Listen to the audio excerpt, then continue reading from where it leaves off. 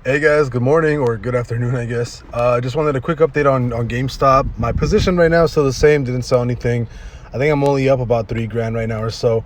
GameStop did create a gap up here between, what is it, 288 and 296. So I am officially 100% bullish on GameStop. We actually just cleared that gap between 217 and 225.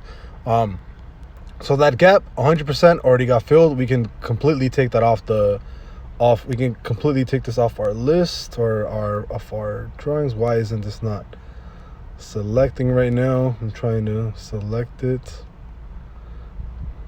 It's not selecting, bro. Oh, there we go. So we can officially delete that gap at that 217 level. It does look like bear momentum. Looks like it's going to be dying a little bit.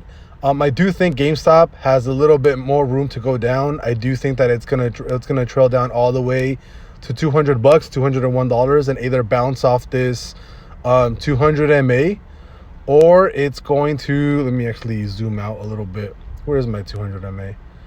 200 MA is right there.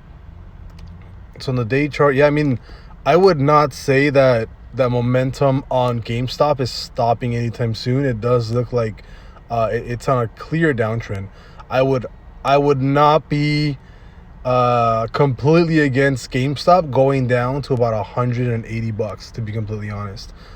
If we do close this week bearish, or if we do close next week bearish, unfortunately I do see GameStop going all the way back down again to about $150. I do see us going back down to about 150 or so.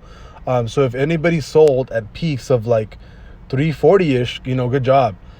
Personally, I'm just kind of holding it, not really taking any profit on this. But again, if this week or next week does close bearish, be prepared for GameStop to drop to maybe 150 or so. Because as of right now, I am like 95% sure that GameStop is going down to like 180 after that gap got filled. Because that gap got filled, and it doesn't look like it's looking to bounce off these levels.